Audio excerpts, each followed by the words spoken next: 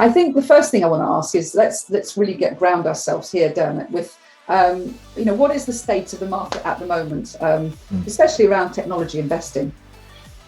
Yeah, great question, Penny. Just before we get on to that, can I just say that 2 years ago, almost to this day, did we set down our very first formal interview. So this is a bit of an interesting milestone event. So thank you for coming online today. So the state of technology investing from our perspective is, I think, in an incredibly good state.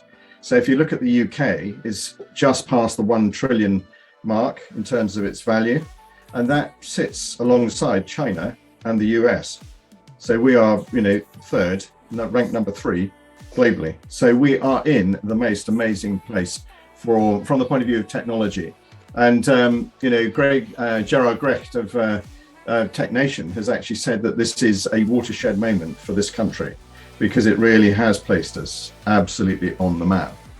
London was very recently voted the second best ecosystem to set up a venture globally, second only to Silicon Valley. So we're building the right ecosystem and environment in which to create these fantastic companies. And in terms of the sectors we're seeing, and I'm pleased to say that last year and in the last sort of 15 months, we've actually been putting companies to our investors in every single one of these 6 sectors. So services on demand, ed tech, prop tech, alternative finance, and I'd see Stakeholderz actually being in the alternative finance. It's not mainstream, but it actually provides equity funding to the technology ventures that we'll go on to talk a little bit more about in a minute. Insurtech, gamification, and cryptocurrency. And cryptocurrency is a really interesting market, and we'll return, I'm sure, to that later. But and by the way, the government on the 4th of April has opened up a review where they're going to be looking at creating the UK as a global hub for crypto asset development. Wow. So, and again, more on that in a minute. But we are in an incredible state, and of course, all of this that I've just said is hot on the heels of the fantastic information we've just received about Elon Musk's purchase of Twitter for 44 billion. Actually, when you were looking at the Academy, you were looking probably at the value of every single, daily user. And what we did was a quick calculation to work out that the value of every single user on Twitter, their daily users, was worth $213 in the purchase. If you drop back and look at Microsoft's purchase of LinkedIn, they paid $62 per user.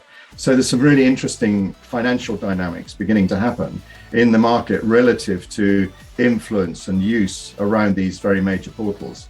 And by the way, Twitter, in comparison with things like WhatsApp, TikTok, has but a small proportion of an audience comparison, but it has a very big influence politically and socially. I know you use Twitter a lot, and it's an amazing development, and I think quite an interesting backdrop on which to then launch the rest of our discussion this afternoon.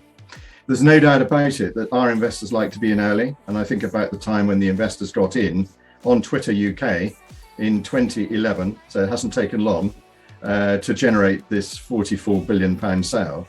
The investors that got in early on that deal have made a lot of money, and that's exactly why we are in the market today, is to find the really exciting deals and bring them to our investors to ensure they can have part of the action.